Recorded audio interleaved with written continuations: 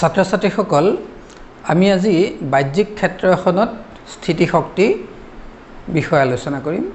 Potential energy in an external field আগৰ আলোচনাটোত মানে আধান নিকায় এটাৰ স্থিতি শক্তি বিষয় আলোচনা কৰোঁতে আমি কি কৰিছিলোঁ বৈদ্যুতিক ক্ষেত্ৰৰ উৎসটো ধৰি লৈছিলোঁ আধান আৰু সিহঁতৰ অৱস্থান আৰু নিকায়টোত থকা ধৰি লৈ পেলাই আধান আৰু সিহঁতৰ অৱস্থান আৰু নিকায়টোত থকা আধানবোৰৰ স্থিতি শক্তি নিৰ্ণয় কৰিছিলোঁ। এতিয়া যদি এই ক্ষেত্ৰখন বাহ্যিক ক্ষেত্ৰ হয় তেতিয়া কি হ'ব, তেতিয়া কিউ আধানটোৰ তাত স্থিতি শক্তি কিমান হ'ব। এতিয়া বাহ্যিক ক্ষেত্ৰ এখনত থকা এটা বা তাতকৈ বেছি আধানৰ স্থিতি শক্তিৰ বিষয়ে আমি জানিবলৈ চেষ্টা কৰিম। এতিয়া আমি জুখিব খোজা আধানসমূহৰ স্থিতি শক্তিৰ বাবে বাহ্যিক ক্ষেত্ৰখন উৎপন্ন হোৱা নাই, কিন্তু বাহ্যিক ক্ষেত্ৰখন এই বাহ্যিক ক্ষেত্ৰ ইখন আমি যিবিলাক আধানৰ স্থিতি শক্তি জুখিব খুজিছোঁ সেই আধানবিলাকৰ কাৰণে উৎপন্ন হোৱা নাই। আধানসমূহৰ বাবে নহয়, ই বাহ্যিক উৎসৰ বাবেহে এই ক্ষেত্ৰখন উৎপন্ন হৈছে। এই বাহ্যিক উৎসটো আমি জানিবও পাৰোঁ নাজানিবও পাৰোঁ, মানে আমাৰ জ্ঞাত হ'বও পাৰে নহ'বও পাৰে। পিছে সেইটো হ'লেও কিন্তু বৈদ্যুতিক ক্ষেত্ৰ ই আৰু বিভৱ আমাৰ জ্ঞাত। বৈদ্যুতিক ক্ষেত্ৰ ই আৰু বিভৱ আমি জানিব পাৰিম, বিভৱ আমাৰ জনা থাকিব। আকৌ এই বাহ্যিক ক্ষেত্ৰখন সৃষ্টি কৰা উৎসটো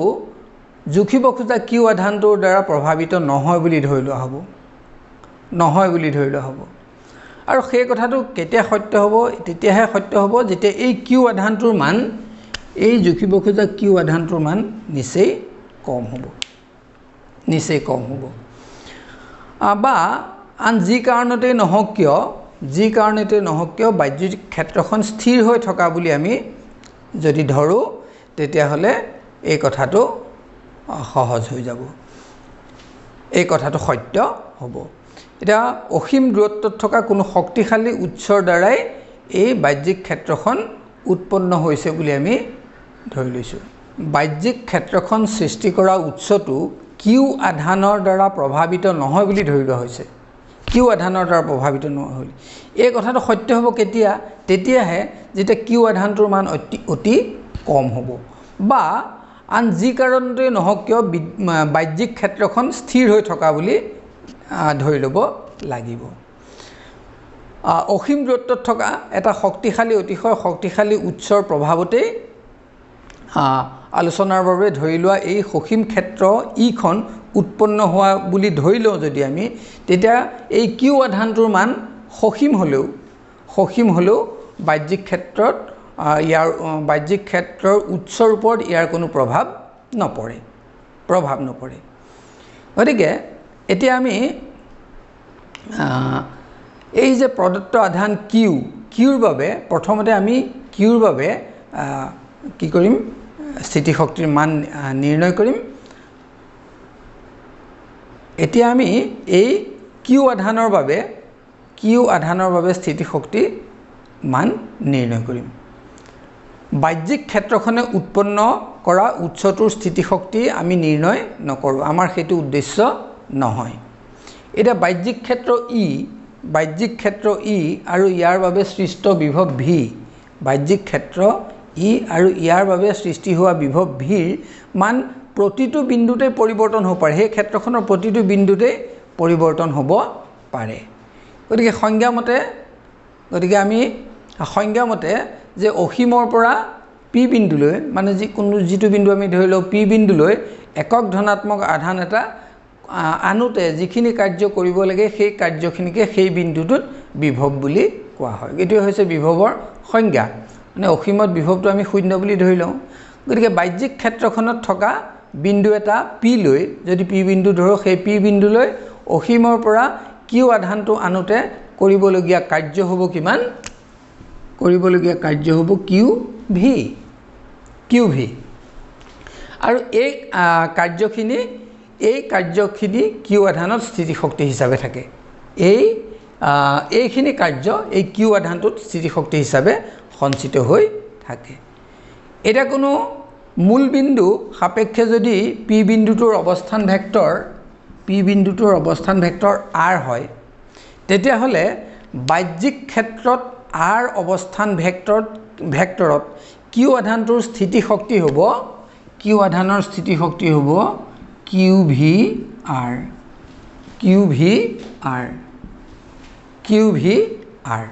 স্থিতিশক্তি হ'ব QVR VR হৈছে অৱস্থান এই R অৱস্থান ভেক্টৰত বাহ্যিক বিভৱ এতিয়া যদি এই Q আধানটো এই Q2 আমি E বুলি ধৰো মানে Q2 E বুলি ধৰো মানে ইলেক্ট্ৰনৰ চাৰ্জ কিমান 1.6 into 10 to the power 9 ইমান কুলম এতিয়া এই ইমান কুলম আধানযুক্ত ইলেক্ট্ৰন এটাই যদি বিভৱ পাৰ্থক্য delta V equal to 1 volt ইমান ভোল্টৰ মাজেৰে তড়িত হয় তেতিয়া হলে হি লাভ কৰা শক্তি কিমান হ'ব Q ডেল্টা V তাৰ মানে মাইনাস ইমান 10 to the power minus 19 জুল এইটো হ'ব তাৰ মানে ইলেক্ট্ৰন এটাই এক বিভৱ অন্তৰৰ মাজেৰে তড়িত হতে ইমান শক্তি লাভ কৰিব এই শক্তিক কি বুলি কয় এক ইলেক্ট্ৰন ভোল্ট বুলি কয় এই শক্তিৰ একক এক electron volt 1 eV electron volt eV গতিকে 1 eV equal to 1 eV equal to 1.6 into 10 to the power minus 19 জুল শক্তিৰ এই এককক সাধাৰণতে পাৰমাণৱিক নিউক্লিয়াৰ আৰু কণিকা পদাৰ্থ বিজ্ঞানত এটো ব্যৱহাৰ অতি বহুলভাৱে আছে এই ইলেক্ট্ৰন ভোল্টৰ ব্যৱহাৰ তাত বহুলভাৱে আছে গতিকে এটা সৰু একক গতিকে kilo volt kilo electron volt mega electron volt আছে গতিকে ইয়াৰ পৰা আমি 1 কিলো ইলেক্ট্ৰন ভোল্ট কিমান হয় 1 keV কিমান 1 meV কিমান 1 GeV আমি সেইবিলাক লিখিব পাৰো গতিকে 1 keV কিমান হ'ব তাৰ মানে 10 to the power 3 electron 10 to the power 3 electron volt বা 1.6 into 10 to the power minus 16 জুল ঠিক তেনেকে 1 meV 1 million electron volt 10 raised to the power 6 electron volt equal to 1.6 into 10 to the power minus 13 joule 10 to the power minus 13 joule ঠিক তেনেকে 1 GeV giga electron volt 1 GeV 10 to the power 9 eV ঠিক তেনেকে 1 TeV tera electron volt 1 TeV গতিকে এইকেইটা কথা আমি মনত ৰাখিব লাগিব গতিকে আমি প্ৰথমতে দেখিলো কিউ আধানটো আনুতে কিমান হয় তাৰ পিছত এটা ইলেক্ট্ৰন 1 ভোল্ট আধানৰ মাজেৰে তড়িত হতে কিমান শক্তি লাভ কৰে সেইটো আমি গম পালো